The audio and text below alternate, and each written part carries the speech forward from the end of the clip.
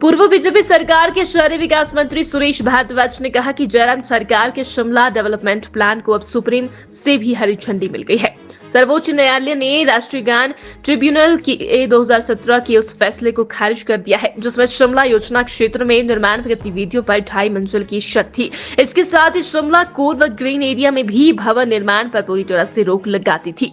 पूर्व शहरी मंत्री सुरेश भारद्वाज ने कहा कि शिमला शहर के लोगों को इन आदेशों की सख्त आवश्यकता थी। उन्होंने इस जनहित के फैसले के लिए उच्च न्यायालय का आभार जताया है। उन्होंने कहा कि जयराम सरकार ने इस फैसले के खिलाफ अपील दायर की थी। एनजीटी के इन आदेशों को सेट ए साइट यानी खत्म करते हुए राज्य सरकार को नए प्लान के मुताबिक ही इस क्षेत्र में भवन निर्माण की मंजूरी दे। इसमें शिमला योजना क्षेत्र में निर्माण गतिविधियों पर पूर्ण प्रतिबंध लगा दिया गया था। मुताबिक जो है वो यहाँ पर अब कंस्ट्रक्शन एक्टिविटी चाहे कोर एरिया हो या आपका रिस्ट्रिक्टेड एरिया हो, अन्य जितने भी जो है उसमें जो प्रावधान किए गए हैं डेवलपमेंट प्लान में, उसके मुताबिक होगी।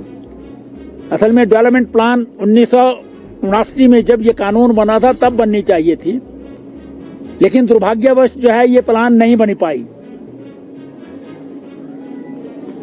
ये जब अर्बन डेवलपमेंट डिपार्टमेंट मेरे पास था तो अन्य शहरों की भी डेवलपमेंट प्लान हमने बनाई और शिमला की भी डेवलपमेंट प्लान जो है ये बनाई है।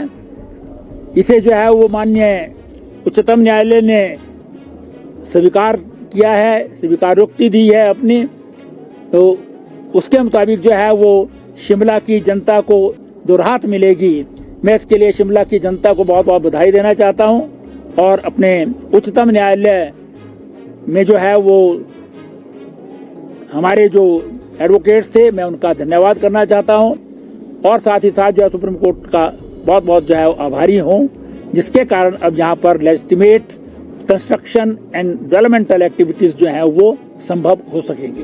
सर, कितना मंजिल बना पाएंगे शिमला के लोग? डिफरेंट इसमें है। कोर एरिया में जो है वो अभी तक टोटल बंद था, अब 2.5 मंजिल उसमें जो मेरी जानकारी है अभी तक, क्योंकि 1.5 साल हो गया है, याद 3.5 मंजिल बाकी जो है, जो 2.5 था वहाँ 3.5 मंजिल होगा।